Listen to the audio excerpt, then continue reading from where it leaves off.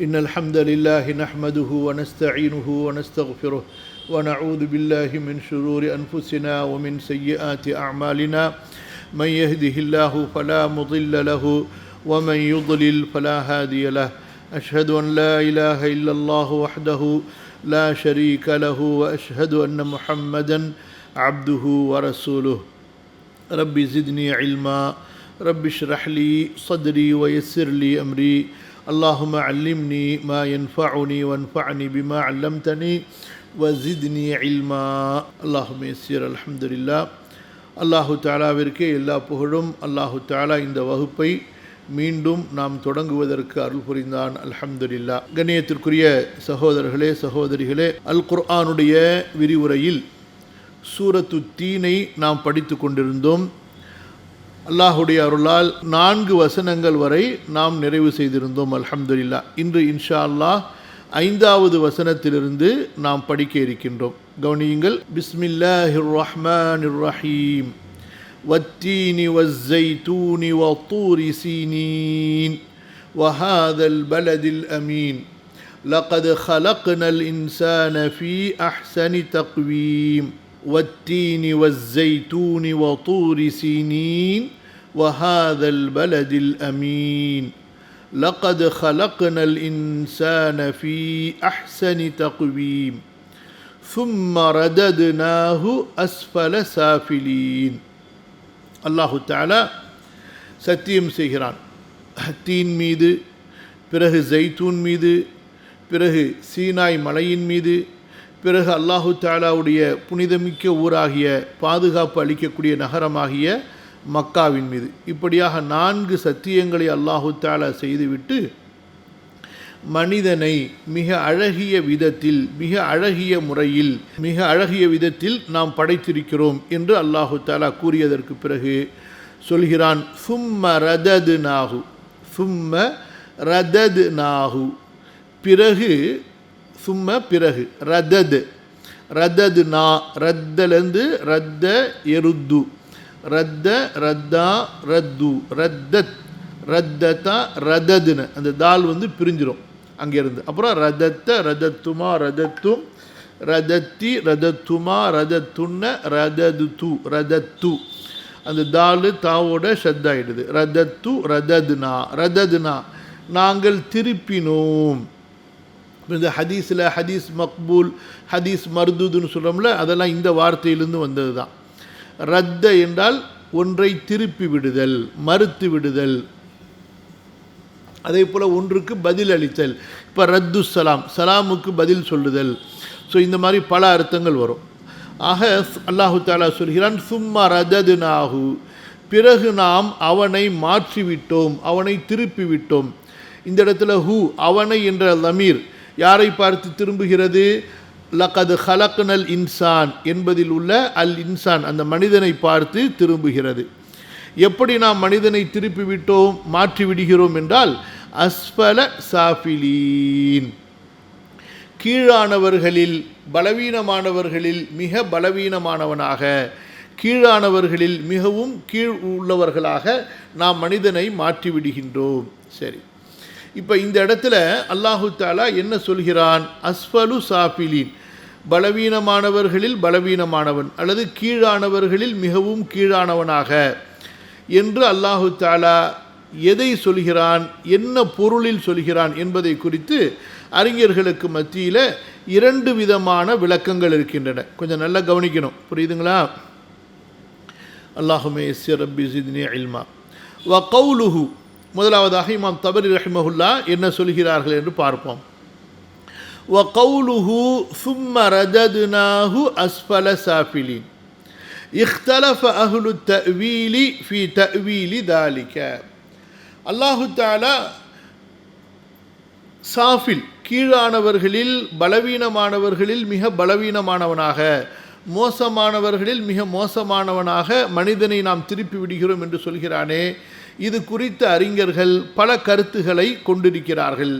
ஃபகால பஅதுஹும், அறிஞர்களில் சிலர் கூறுவதாவது, மஅனா தாலிக சும்ம ரததுநாஹு இலா அர்தலில் உம்ரி, பிறகு நாம் மனிதனை அவனுடைய வாழ்க்கையில், அவனுடைய வயதில் மிக பலவீனமான நிலைக்கு திருப்பி விடுகின்றோம். கவனிங்க, மனிதனை அவனுடைய வயதில் மிக பலவீனமான நிலைக்கு, மிக இயலாத நிலைக்கு நாம் அவனை திருப்பி விடுகின்றோம் என்று அறிஞர்கள் கூறுகிறார்கள். அதாவது சில அறிஞர்கள். இது குறித்து யார் யார் இப்படி சொல்கிறார்கள்? முதலாவதா இப்னு அப்பாஸ் ரலியல்லாஹு அன்ஹுமா வ அன்ஹும் சொல்கிறார்கள், சும்ம ரததுனாஹு அஸ்ஃபல சாஃபிலின் கால இலா அர்தலில் உம்ர். இந்த வசனத்திற்கு அஸ்ஃபலு சாஃபிலின் என்ற அந்த பொருளுக்கு, அந்த வார்த்தைக்கு இப்னு அப்பாஸ் என்ன பொருள் சொல்கிறார்கள்? அதாவது வயதில் மிக பலவீனமான ஒரு நிலைக்கு, தள்ளாடக்கூடிய ஒரு நிலைக்கு, பலவீனமான ஒரு நிலைக்கு நாம் திருப்பி விடுகின்றோம். இதே கருத்து தான் இப்னு அப்பாஸ் ரலியல்லாஹு அன்ஹுமா அவர்களிடமிருந்து இக்ரிமா அறிவிப்பதை போன்று அபு ரஸீனும் அறிவிக்கின்றார். இப்னு அப்பாஸ் ரலியல்லாஹு அன்ஹுமா அவர்கள் மூலமாக இந்த அஸ்ஃபலு சாஃபிலின் என்பதை அர்தலுல் உம்ர், வயதில் மிக பலவீனமான நிலை என்ற அந்த வார்த்தைக்கு கொஞ்சம் ஒரு விரிவான ஒரு வாக்கியத்தை கொண்டு விளக்கம் சொல்கிறார்கள். அது என்ன விரிவான வாக்கியம்? கவனிங்க, இப்னு அப்பாஸ் ரலியல்லாஹு அன்ஹுமா சும்ம ரததுனாஹு அஸ்ஃபல சாஃபிலின் யகூலு ஐ யுரத்து இலா அர்தலில் உம்ர். மனிதன் திருப்பப்படுகின்றான் அவனுடைய வயதில் மிக பலவீனமான ஒரு காலகட்டத்திற்கு. கபுர, அதாவது அந்த மனிதன் வயோதிகத்தை அடைகிறான் ஹத்தா தஹப அக்லுஹு, அவனுடைய அக்கல் புத்தியே போய்விடுகிறது. அப்போ சுத்தமாக புத்தி இல்லாத ஒரு நிலைக்கு, தான் என்ன செய்கிறோம் என்பதையே புரிந்து கொள்ள முடியாத ஒரு நிலைக்கு மனிதன் திருப்பப்படுகிறான். அப்போ மனிதன் வாலிபத்தில் பார்க்கும் பொழுது அவ்வளவு அழகாக, திடகாத்திரமாக, வலிமை மிக்கவனாக, ஆரோக்கியமானவனாக, பலம் மிக்கவனாக, எதையும் செய்வதற்கான ஒரு சக்தி உடையவனாக இருக்கின்ற அந்த மனிதன், நீ நம்பிக்கை கொள்ளு, உனக்கு மறுமை இருக்கு, புரியுதா, மரணத்திற்கு பிறகு உண்டான ஒரு வாழ்க்கை இருக்கு என்று சொல்லப்படும் பொழுது அவன் அதை மறுப்பானேயானால், ஏற்றுக்கொள்ள அவன் தயங்குவானேயானால், அப்போது அல்லாஹு தஆலா சொல்கிறான், மனிதனே, பலவீனமாக ஒரு குழந்தையாக இருந்த உன்னை ஒரு வாலிபனாக, திடகாத்திரமானவனாக, ஒரு சக்தி உள்ளவனாக உன்னை நான் ஆக்கினேனே, இன்னும் உன்னை மீண்டும் பலவீனமான நிலைக்கு கொண்டு வந்து உன்னுடைய வாழ்க்கையை முடிப்பதற்கும் எனக்கு சக்தி இருக்கிறது. அதனால் நீ என்னுடைய பிடியை விட்டு தப்பித்து விட்டாய் என்று நினைத்து விடாதே. நீ என்னுடைய பிடியை விட்டு தப்பித்து விட்டதாக நினைத்து விடாதே. எப்படி உனக்கு மரணத்தை கொடுப்பதற்கு என்னிடத்திலே சக்தி இருக்கிறதோ, என்னிடத்திலிருந்து மரணத்தை தடுப்பதற்கு உன்னிடத்திலே சக்தி இல்லையோ, அதே போன்றுதான் மறுமையில் நீ எழுப்பப்படுவாய். நீ என்னிடமிருந்து தப்பிக்க முடியாது, என்னிடமிருந்து உன்னை காப்பாற்றக்கூடிய வேறு சக்தியும் கிடையாது. ஆக அந்த கருத்தை சொல்வதற்கு அல்லாஹ் சுப்ஹானஹு வ தஆலா இந்த இடத்தில் இந்த வாக்கியத்தை சொல்வதாக இப்னு அப்பாஸ் ரலியல்லாஹு அன்ஹுமா விளக்கம் சொல்கிறார்கள். சரி, அப்போ இது குறித்து மேல் அதிகமாக இன்னும் என்ன சொல்கிறார்கள் இப்னு அப்பாஸ் ரலியல்லாஹு அன்ஹுமா? வஹும் நஃபருன் ருத்து இலா அஹதி அர்தலில் உம்ரி அலா அஹதி ரசூலில்லாஹ் ஸல்லல்லாஹு அலைஹி வஸல்லம். சரி, அதாவது சில மக்கள் இருந்தார்கள், அவர்கள் மிக மிக பலவீனமான வயோதிகத்திற்கு அவர்கள் திருப்பப்பட்டார்கள். அதாவது அந்த வயோதிகத்தை அவர்கள் அடைந்தார்கள் ரசூலுல்லாஹி ஸல்லல்லாஹு அலைஹி வஸல்லம் அவர்களுடைய காலத்தில். ஆகவே ரசூல் ஸல்லல்லாஹு அலைஹி வஸல்லம் அவர்களிடத்திலே அப்போது கேட்கப்பட்டது, நபி ஸல்லல்லாஹு அலைஹி வஸல்லம் அவர்களிடத்திலே ஃபசுஇல ரசூலுல்லாஹ் ஸல்லல்லாஹு அலைஹி வஸல்லம்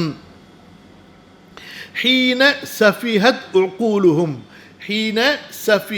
உகூலுஹும், அந்த வயோதிகத்தை அடைந்தவர்களுடைய புத்தி இருக்கிறதே முற்றிலுமாக பலவீனப்பட்டு, ரொம்ப சஃபிஹன் சொன்னால் விவரம் தெரியாத அளவுக்கு நிலைமையாகிவிட்டது. கூலு சுஃபஹா வருது பாருங்கள், சஃபி, விவரம் தெரியாமல் பேசுறது. ஸோ அந்த மாதிரி ஆளுகளுக்கு சஃபீஹ்னு சொல்லுவாங்க, முட்டாளு, பைத்தியன்னு சொல்கிறோமா இல்லையா, அந்த மாதிரி. அந்த வயோதிகத்தை அடைந்த அவர்களுடைய அறிவுகள் எல்லாம் ரொம்ப ஒரு பரிதாப, ஒரு இயலாத நிலைக்கு, ஒரு முட்டாள்தனமான நிலைக்கு ஆளாகிவிட்டன.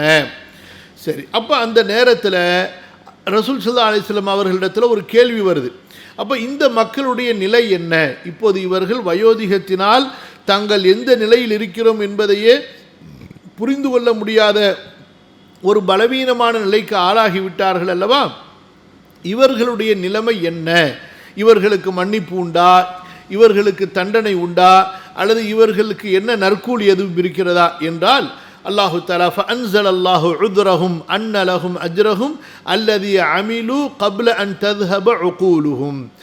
இவர்களுடைய அறிவு இத்தகைய ஒரு பலவீனமான ஒரு நிலைக்கு ஆளாகுவதற்கு முன்பு இவர்கள் என்ன செயல்களை காரியங்களை செய்து கொண்டிருந்தார்களோ அந்த காரியங்களுடைய கூலிகள் இவர்களுக்கு தொடர்ந்து கிடைத்து கொண்டே இருக்கும்.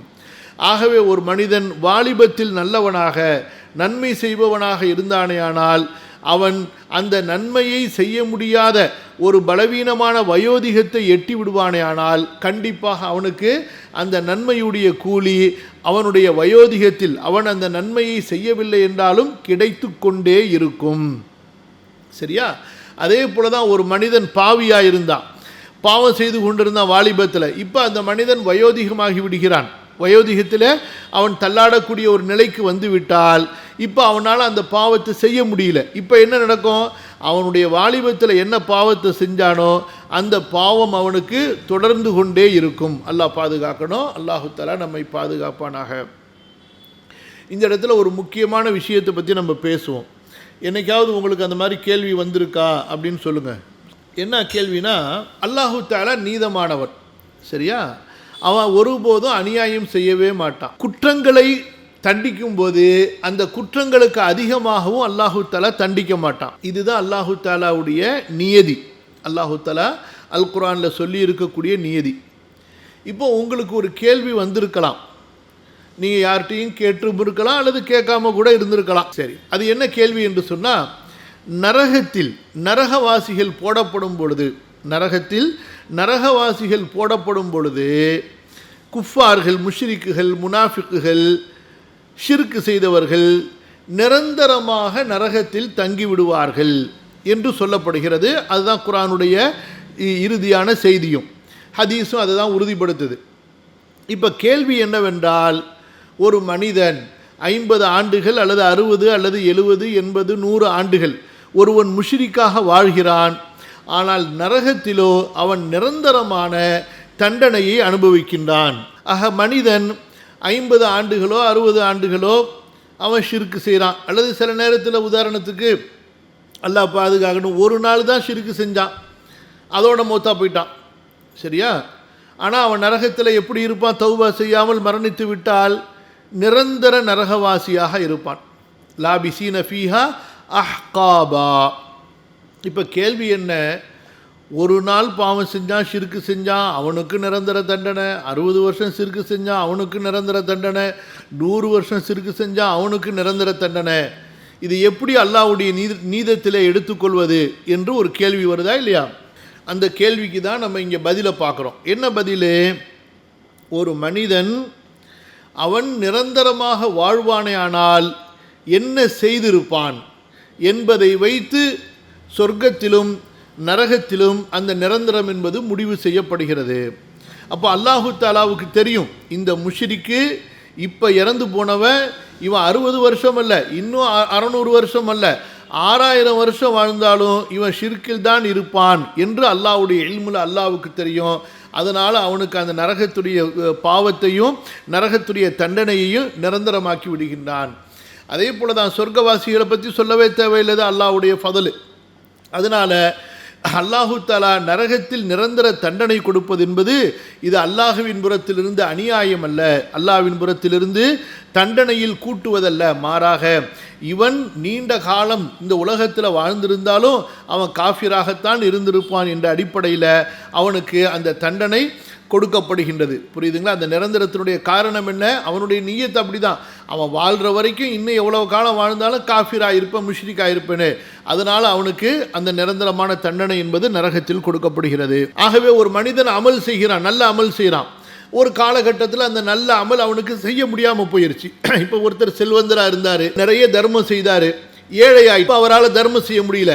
அவர் செல்வந்தராக இருக்கும் பொழுது கொடுத்து கொண்டிருந்த தர்மத்துடைய நன்மையெல்லாம் அவருக்கு கிடைக்கும். அதே போல் ஒருவர் ஆரோக்கியமாக இருந்தார், நிறைய தொழுதார், இப்போ அவர் நோயாளியாக ஆகிவிட்டார், அவரால் அதிகமாக தொழ முடியல. அவர் ஆரோக்கியமாக இருக்கும் பொழுது தொழுது கொண்டிருந்த நன்மைகள் எல்லாம் அவருக்கு இப்போதும் அவர் நோயாளியாக ஆனதற்கு பிறகும் தொடர்ந்து கிடைத்து கொண்டே இருக்கும். ஆக நன்மையாக இருந்தாலும் தீமையாக இருந்தாலும் ஒரு மனிதன் தள்ளாடக்கூடிய வயோதிக பருவத்தை அடைந்து விடுவானேயானால் வாலிபத்தில் அவன் செய்த அந்த செயல் அவனுக்கு தொடர்ந்து எழுதப்பட்டு கொண்டே இருக்கும். நன்மையாக இருந்தால் நன்மை, பாவமாக இருந்தால் பாவமாக. ஃபசுஇல ரசூலுல்லாஹ் ஸல்லல்லாஹு அலைஹி வஸல்லம் ஹீன சஃபிஹத் உகூலுஹும் ஃபஅன்ஸலல்லாஹு உذرஹும் அன்ன லஹும் அஜ்ரஹும் அல்லதி அமிலு கப்ல அன் தذهب உகூலுஹும். சில மக்கள் அவர்கள் கடுமையான வயோதிகத்தை அடைந்தார்கள், அவர்களுடைய அறிவுகள் எல்லாம் தடுமாறிவிட்டன. அவர்களை குறித்த ரசூலுல்லாஹ் ஸல்லல்லாஹு அலைஹி வஸல்லம் அவர்களிடத்தில் கேட்கப்பட்ட போது அல்லாஹு தஆலா வசனம் இறக்கினான், அவர்கள் மன்னிக்கப்பட்டார்கள். அதாவது அவர்கள் வயோதிகத்தை அடைந்ததில் அதில் அவர்களுடைய எந்த விதமான குற்றமும் இல்லை. அதனால் அவர்கள் என்ன நன்மைகளை வேலைகளை செய்து கொண்டிருந்தார்களோ அவர்களுடைய அறிவு போவதற்கு முன்னால் அந்த வேலையினுடைய கூலிகள் அவர்களுக்கு தொடர்ந்து கிடைத்து கொண்டே இருக்கும். கவனிங்க. அடுத்து قال سئل عكرمة عن قوله ثم رددناه أسفل سافلين قال ردوا إلى أرذل العمر. இப்னு அப்பாஸ் ரலியல்லாஹு அன்ஹுமா அவர்களுடைய மாணவர் இக்ரிமா அவர்களும் இதே கருத்தை தான் உறுதி செய்கிறார்கள். அதாவது மனிதர்கள் அவர்கள் திருப்பப்படுகின்றார்கள், மீண்டும் கொண்டு வரப்படுகின்றார்கள். எதற்கு? மிக பலவீனமான தள்ளாடக்கூடிய ஒரு வயோதிகமான வாழ்க்கைக்கு. இன்ஷா அல்லாஹ் உங்களுக்கு முடிந்தால், நேரம் இருக்காது, நீங்கள்லாம் ரொம்ப பிஸியானவங்க. இக்ரிமா இவர் யார் அப்படின்னு சொல்லி தேடி பாருங்க.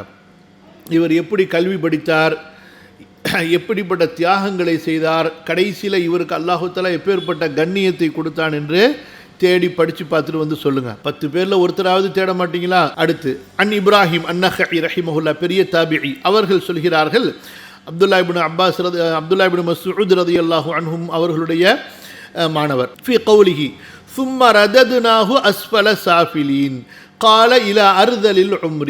மிக பலவீனமான தள்ளாடக்கூடிய வயோதிக வாழ்க்கைக்கு மனிதன் திருப்பப்படுகின்றான். சரியா? அடுத்து கதாதா ரஹிமஹுல்லா அவர்களும் என்ன சொல்கிறார்கள்?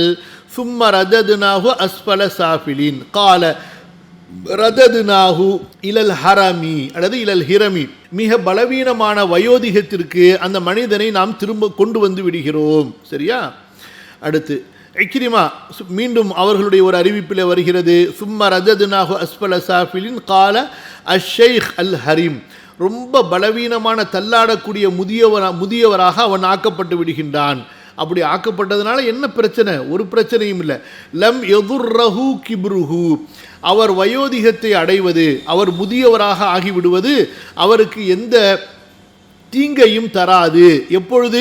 இன் ஹத்தமல்லாஹு லஹு பி அஹ்சனி மா கான யஅமலு, அவர் நல்ல அமல்களை செய்து கொண்டிருந்தார் அல்லவா, அந்த நல்ல அமல் அவருடைய இறுதி காரியமாக இருக்குமானால், அதாவது இந்த வயோதிகத்தை அடைவதற்கு முன்பு வாலிபத்தில் அவர் நல்ல அமலை செய்து கொண்டிருப்பாரே ஆனால் அல்ஹம்துலில்லாஹ், இப்போ வயோதிகத்தை அடைந்ததால் புத்தி பலவீனப்பட்டு குழம்பி போய்விட்டதால் அவரால் அந்த நன்மைகளை செய்ய முடியாமல் போய்விட்டால் அல்லாஹு தஆலா அவர் தன்னுடைய வாலிபத்திலே செய்து கொண்டிருந்த நன்மைகளையே அவருடைய இறுதி முடிவாக ஆக்கி மறுமையில் அவருக்கு உயர்ந்த தரஜாக்களை தரப்போதுமானவன். சரியா?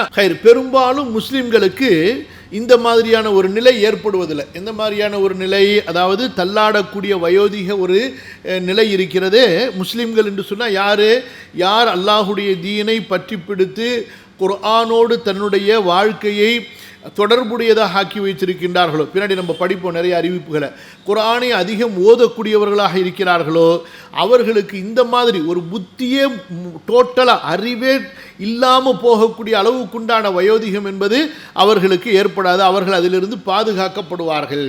ஆக அறிஞர்களுடைய குழுக்களில் ஒரு குழு யார்? அவங்க இப்னு அப்பாஸ் ரலியல்லாஹு அன்ஹுமா அவங்களுடைய மாணவர்கள், அப்புறம் அப்துல்லா இப்னு மஸ்ஊத் ரலியல்லாஹு அன்ஹு அவங்களுடைய மாணவர்கள் எல்லாம் அஸ்ஃபலு சாஃபிலின் என்பதற்கு அர்தலுல் உமுர், அதாவது மனிதன் ஒரு தள்ளாடக்கூடிய ஒரு வயோதிகத்திற்கு பலவீனமான ஒரு வாழ்க்கை நிலைக்கு அவன் திருப்பப்படுகின்றான். வாலிபத்தில் அஹ்சனு தக்வீம், ரொம்ப வலிமை மிக்க சக்தி உள்ளவனாக இருப்பவன் கடைசியில் ரொம்ப பலவீனமாக அவன் மாற்றப்பட்டு விடுகின்றான்.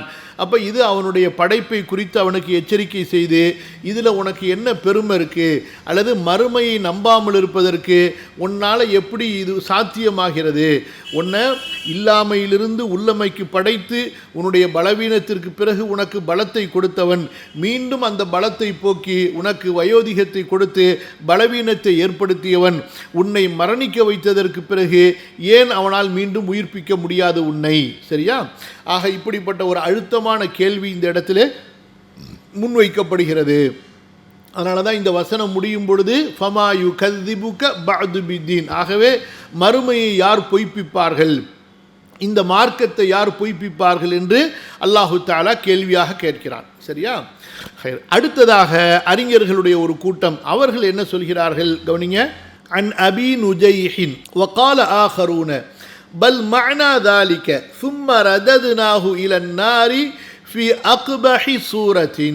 வேறு பல அறிஞர்கள் சொல்வதாவது, நாம் இந்த மனிதனை நரகத்திற்கு கொண்டு வந்து விடுகிறோம், பிறகு நாம் இந்த மனிதனை இந்த உலகத்தில் நல்ல அழகான தோற்றத்தில் படைக்கப்பட்டிருந்த இந்த மனிதனை திரும்பவும் நம்ம கடைசியில் இவனுடைய மரணத்திற்கு பிறகு நரகத்துக்கு கொண்டு வரும்போது, அதாவது எந்த மனிதனை, அப்போ இந்த இடத்துல சொல்லப்பட்டிருப்பது பொதுவாக, அதாவது பல இடத்துல நம்ம பேசியிருக்கிறோம், அல் இன்சான் என்று பொதுவாக சொல்லப்படுமேனால் அது குறிப்பாக யாரை குறிக்கும்? காஃபிர், இறை மறுப்பாளனை குறிக்கும்.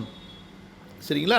அப்போ அந்த அடிப்படையில் அதாவது ரெண்டு மாதிரி பயன்படுத்தப்படும். ஒன்று அல்லாஹு தஆலாவுடைய படைப்பின் அடிப்படையில் பொதுவாக மனிதர்கள் என்பதையும் எடுத்துக்கொள்ளும். அதை குறிப்பாக இன்னும் அதனுடைய தன்மைகளோடு பார்க்க போனால் அது காஃபிரை குறிக்கக்கூடியதாக பெரும்பாலான இடங்களில் இருக்கும். சரிங்களா? நம்ம ஏற்கனவே பல குர்ஆனுடைய வசனங்களை உதாரணம் சொல்லி உங்களுக்கு விளக்கியிருக்கிறோம். உங்களுக்கு அநேகமாக இன்ஷா அல்லாஹ் ஞாபகம் இருக்கும். فأما الإنسان إذا ما ابتلاه ربه فأكرمه ونعمه فيقول ربي أكرمن. ஸோ இந்த மாதிரி வரக்கூடிய நிறைய இடங்கள் இருக்குது பாருங்க. இன்னல் இன்சான லிரப்பிஹி லகனூத். ஸோ இந்த மாதிரி இடங்களில் இன்சான் என்பது யாரை குறிக்கக்கூடியது? நேரடியாக காஃபிரை குறிக்கக்கூடியது, அல்லாஹுவை நிராகரிக்கக்கூடிய நம்பிக்கை இல்லாதவர்களை குறிக்கக்கூடிய வார்த்தையாக பயன்படுத்தப்படுகிறது. சரி, இப்போ இந்த இடத்துல அறிஞர்களுடைய ஒரு குழு என்ன சொல்கிறார்கள் என்றால், சும்ம ரததுனாஹு அஸ்ஃபல சாஃபிலீன், அதாவது இந்த மனிதனை நாம் திருப்பி விடுகிறோம் எங்கே? நரகத்திற்கு, இலன்னார், நரகத்திற்கு. எப்படி? ஃபி அக்பஹி சூரத்தின், ரொம்ப மோசமான தோற்றத்திலே, ரொம்ப மோசமான ஒரு உருவத்திலே இந்த மனிதனை நாம் நரகத்திற்கு கொண்டு வருகிறோம். சரி, ஆக அறிஞர்களிலே ஒரு குழு சொல்வதாவது, அல்லாஹு தஆலா மனிதனை, அதாவது நிராகரிப்பாளனை நாளை மறுமையிலே கொண்டு வரும்போது நரகத்திற்கு அவனை திரும்ப கொண்டு வருகிறான். எப்படிப்பட்ட உருவத்தில்? இந்த உலகத்தில் அவன் எவ்வளவுதான் அழகானவனாக, கவர்ச்சியானவனாக, கண் கவரும்படி இருந்தாலும் நாளைக்கு மறுமையில் வரும்போது ஃபி அக்பஹி சூரத்தின், மிக மிக அசிங்கமான, கோரமான, விகாரமான உருவத்தில் அவன் கொண்டு வரப்படுவான். அல்லாஹ் பாதுகாப்பானாக. நரகத்தை விட்டும் நரகவாசிகளை விட்டும் அல்லாஹு தஆலா நம் அனைவரையும் பாதுகாப்பானாக. ஆமீன். முடிஞ்சால் சஹீஹுல் புகாரி, சஹீஹ் முஸ்லிம், அதே போல் மற்ற ஹதீஸ் கிதாபுகளில் பாபு சிஃபத்து அஹ்லின்னார், நரகவாசிகளை பற்றி வந்திருக்கக்கூடிய தன்மைகள் என்று தனியாக ஒரு பாடம் இருக்கும். அந்த பாடத்தை படித்து பாருங்கள். அல்லாஹ் பாதுகாக்கணும். உங்களுக்கு ஒரு பயான் அனுப்புகிறேன், நரக துன்பங்கள்னு சொல்லி 3 மணி நேரம், அது கேளுங்க. சரியா? வீட்டில் உள்ளவங்களுக்கெல்லாம் போட்டு காட்டுங்க. அன்னபில் ஆலியா ரஹிமஹுல்லா. சரி, இந்த கருத்தை யார் யாரெல்லாம் சொல்கிறார்கள்? குர்ஆனுடைய விரிவுரையாளர்களில், தாபிஈன்களில் ஒரு பிரபலமான தாபிஈ அபுல் ஆலியா. இவரை பற்றி நீங்கள் தப்சீர்களில், விக்கிபீடியாவில் பாருங்கள், அபுல் ஆலியா யாருன்னு சொல்லி, இவர் எப்படி இருந்தார், எப்படி அறிஞராக மாறினார், இவருடைய வாழ்க்கை என்ன என்ற வரலாறை தேடி படிங்க. இன்றைக்கி அல்லாஹு தஆலா காசு, பணம், செல்வம் எல்லாவற்றையும் கொடுத்துட்டு அல்லாஹ்வுடைய தீனை மறந்த சமுதாயமாக நாம் வாழ்ந்து கொண்டிருக்கிறோம் அல்லவா? எல்லா சாபக்கேட்டுக்கும் அதுதான் காரணம். அல்லாஹ் காசு பணத்தை கொடுத்தா விளையாட்டுகள்லையும், கேளிக்கைகள்லையும், குடியில், கும்மாளத்திலையும், அதே போல் இன்னும் என்னென்ன அனாச்சாரம் இருக்குதோ அந்த அனாச்சாரத்துக்கு செலவு பண்ணுறாங்க. அல்லாஹ் பாதுகாக்கணும். முஸ்லீம் நாடுகளாக இருந்தாலும் சரி, முஸ்லீம் செல்வந்தர்களாக இருந்தாலும் சரி, தங்களுடைய வீடை செழிப்பாக வச்சிருக்கிற மாதிரி தங்களுடைய மஸ்ஜிதுகளை வச்சுருக்கிறாங்களா? சொல்லுங்கள். தங்களுடைய மதரசாக்களை வச்சுருக்காங்களா? மர்க்கஸுகளை வச்சுருக்கிறாங்களா? எப்போ முஸ்லீம்களுங்க அல்லாஹ்வுடைய மார்க்கத்தை கண்டுக்க மாட்டாங்களோ அப்புறம் எதுக்குங்க அல்லாஹ்வுக்கு இந்த முஸ்லிம்களுடைய தேவை சொல்லுங்க பார்க்கலாம். ஹைர். அபுல் ஆலியா ரஹ்மத்துல்லாஹி அலைஹி அவர்கள் சொல்கிறார்கள், சும்ம ரஜதுனாஹு அஸ்ஃபல சாஃபிலின் கால ஃபி ஷர்ரி சூரத்தின் ஃபி சூரத்தி ஹின்சீரின். தோற்றத்திலேயே ரொம்ப கெட்ட தோற்றம், அதாவது பன்றியின் தோற்றத்திலே இந்த மனிதன் ஆக்கப்பட்டு விடுவான். நரகத்தில் தூக்கி எறியப்படும் பொழுது இவன் முகம்லாம் அப்படிப்பட்ட ஒரு அசிங்கமாக ஆக்கப்பட்டு விடும். அல்லாஹ் பாதுகாப்பானாக. அடுத்து அன் முஜாஹிதின் ரஹிமஹுல்லா கால சும்ம ரஜதுனாஹு அஸ்ஃபல சாஃபிலின் கால அன்னார். அதாவது நரக நெருப்பில் தூக்கி போடப்படும் பொழுது இவன் அப்படி மட்டமான ஒரு ஜென்மமாக இவன் ஆக்கப்பட்டு விடுவான். ஹைர். அடுத்ததாக முஜாஹித் ரஹிமஹுல்லாவிடமிருந்து வரக்கூடிய எல்லா அறிவிப்புகளுமே நரகத்தில் போடப்படக்கூடிய அந்த நிலைமையை இந்த வசனம் சுட்டி காட்டுவதாக சொல்கிறார்கள். அடுத்து காலல் ஹசன் அல் ஹசனுல் பஸ்ரி, இவங்களை பற்றியும் படித்து பாருங்கள். ஹசன் பஸ்ரி யார், எங்கேருந்து வந்தார், எப்படி மாறினார், எப்படி அல்லாஹு தஆலா இப்பேற்பட்ட ஒரு அந்தஸ்து அவருக்கு கொடுத்தான் அப்படின்னு சொல்லி தேடி படித்து பாருங்கள். சஹாபாக்கள் தாபீன்களை பற்றி படிக்கும் பொழுது அவங்களுடைய வரலாற்று பின்னணியை தெரிஞ்சுக்க பாருங்கள். புரியுதா? அதெல்லாம் தெரியாட்டி என்ன மக்கு மாவண்ணாவாக இருக்க வேண்டியதுதான். புரியுதா இல்லையா? மண்டையில் என்ன மசாலா தான் என்ன இருக்கும், ஒன்றும் இருக்காது. காலல் ஹசன் ஜஹன்னமு மஅவாஹு, அல்லாஹு தஆலா நரகத்தை தான் அந்த மனிதனுக்கு இறுதி தங்குமிடமாக ஆக்கி விடுவான். சும்ம ரஜதுனாஹு அஸ்ஃபல சாஃபிலின், ரொம்ப கேவலமான மட்டமான மோசமான இடத்தில் அவனை நாம் திருப்பி விடுவோம். அதாவது அது என்ன, நரகத்திற்கு. சரிங்களா? சும்ம ரஜதுனாஹு அஸ்ஃபல சாஃபிலின் கால ஃபின்னார், நரகத்தில். சரிங்களா? அதே போல் இப்னு ஜெயித் இவங்களும் பெரிய தாபிஈ என்பதை நம்ம பார்த்தோம். ஹைர்.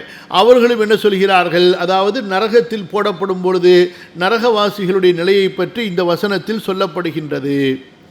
ஆக அறிஞர்களில் இரண்டு வகையான அறிஞர்கள் இரண்டு விதமான கருத்துக்களை சொல்கிறத பார்த்தோம். அறிஞர்களுடைய ஒரு குழு என்ன சொல்கிறார்கள், மனிதனுடைய வயோதிக பருவம், அதாவது தள்ளாடக்கூடிய, அதாவது அறிவை இழந்துவிடக்கூடிய நிலைக்கு மனிதன் மாறுவதை இந்த இடத்தில் அல்லாஹு தஆலா குறிப்பிடுகின்றான். அந்த நேரத்தில் அந்த மனிதனுக்கு என்ன முடிவு செய்யப்படும் என்ற விஷயம் இந்த இடத்துல சொல்லப்படுகிறது. அதே போல இப்படிப்பட்ட ஒரு நிலைக்கு ஆளாகக்கூடிய மனிதன் அல்லாஹு தஆலாவுடைய வல்லமையை நம்பி ஏற்றுக்கொண்டு மறுமையை நம்பிக்கை கொள்ள வேண்டுமல்லவா என்று மறுமை நம்பிக்கையின் பக்கம் அழைப்பு கொடுக்கப்படுகின்றது.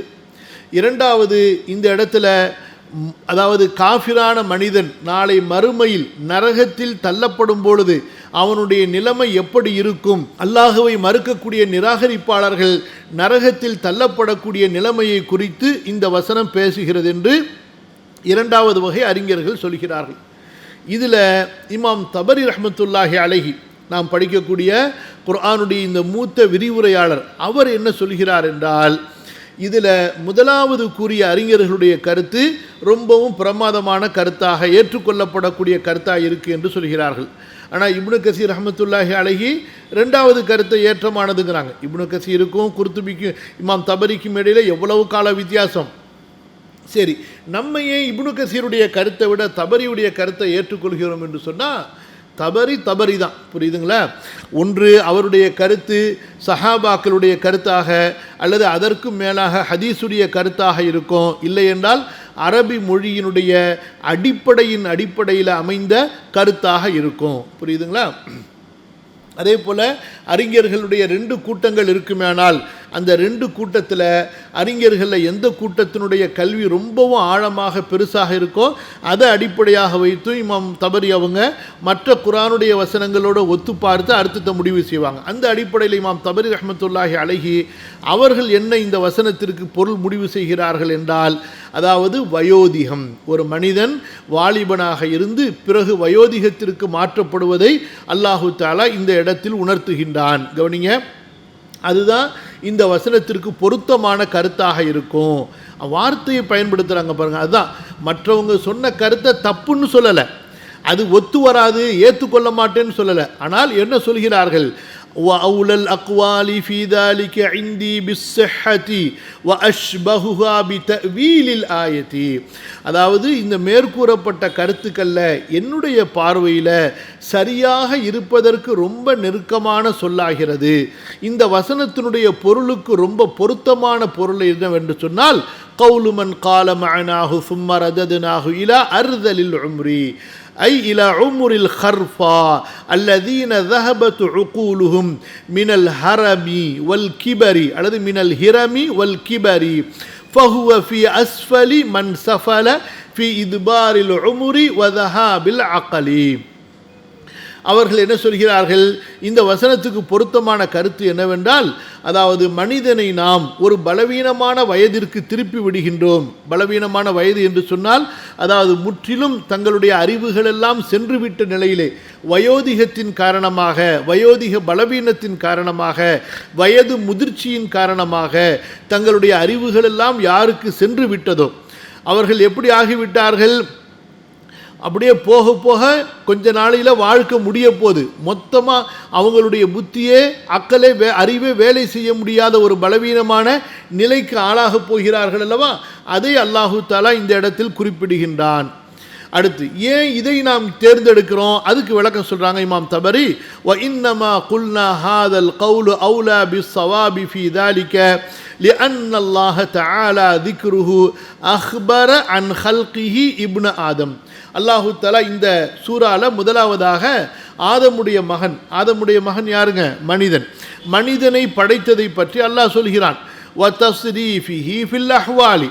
அடுத்து அல்லாஹு தஆலா அந்த மனிதனை எப்படியெல்லாம் மாற்றுகின்றான் என்பதை அல்லாஹு தஆலா குறிப்பிடுகின்றான். இதை ஏன் அல்லாஹு தஆலா சொல்லணும்? இஹ்திஜாஜம் பிதாலிக அலா முன்கிரி குத்ரத்திஹி அலல் பஅஸி பஅதல் மௌத்தி. மரணத்திற்கு பிறகு மனிதர்கள் எழுப்பப்படுவதை மறுக்கின்றார்கள் அல்லவா? அவர்களுக்கு ஆதாரம் தருவதற்காக, அவர்களுக்கு எதிராக ஆதாரத்தை நிரூபிப்பதற்காக அல்லாஹு தஆலா மனிதன் எப்படியெல்லாம் நிலைமைகள் மாற்றப்படுகின்றான் என்ற விஷயத்தை அல்லாஹு தஆலா சொல்கிறான். அதனால தான் அடுத்த வசனம் பாருங்க. அலா தரா அன்னஹு யகூலு ஃபமா யுகذிபுக பஅது பித்தீன் யானி பஅத ஹாதிஹில் ஹுஜஜி. இவ்வளவெல்லாம் ஆதாரங்களை சொன்னதற்கு பிறகு இந்த மறுமை நாளை அல்லது இந்த மார்க்கத்தை யார் மறுப்பார்கள் என்று அல்லாஹு தஆலா கேள்வியாக கேட்கிறான். ஆகவே இந்த இடத்துல மனிதர்களுடைய நிலைமைகள் மாற்றப்படுவதை குறித்து அல்லாஹு தஆலா சொல்லி மறுமை நிகழ்வதை அல்லாஹ் உறுதிப்படுத்துகின்றான். இந்த மார்க்கத்தின் உண்மைத்தன்மையை அல்லாஹ் உறுதிப்படுத்துகின்றான். அதனால் இந்த வசனத்திற்கு சும்ம ரததுனாஹு அஸ்ஃபல சாஃபிலின் என்று சொல்லும் பொழுது ஐ இலா அறுதலில் உம்ரி, தள்ளாடக்கூடிய அறிவு போய்விட்ட பலவீனமான வயோதிகத்திற்கு என்று அர்த்தம் சொல்வது பொருத்தமாக இருக்கும் என்பதாக இமாம் தபரி விளக்கம் அளிக்கின்றார்கள். சரியா? வ முஹாலுன் அன் யுஹ்தஜ்ஜ அலா கௌமின் கானு முன்கிரீன மஅனம் மினல் மஆனி பிமா கானு லஹு முன்கிரீன். சரிங்களா? வ இன்னமல் ஹுஜ்ஜத்து அலா குல்லி கௌமின் பிமா லா யக்திரூன அலா தஃபிஹி மிம்மா யுஆயினூனஹு வ யஹுஸ்ஸூனஹு அவ் யுகிர்ரூன பிஹி வ இன் லம் யகூனு லஹு முஹிஸ்ஸீன். அதாவது இந்த இடத்துல சும்ம ரததுனாஹு அஸ்ஃபல சாஃபிலின் என்று சொல்லும் பொழுது நரகம் என்ற அர்த்தத்தை வைக்காம மனிதனுடைய பலவீனமான நிலை என்ற அர்த்தத்தை ஏன் அல்லாஹு தஆலா வைக்கிறான் என்றால், ஏற்கனவே தான் நரகத்தை அவங்க ஒத்துக்கலையே, நம்பவே இல்லையே. அதனால் நம்பாததை சொல்லி எப்படி அவர்களுக்கு ஆதாரத்தை சொல்ல முடியும்? அவங்க மேலே ஆதாரத்தை நிலைநாட்ட முடியாது.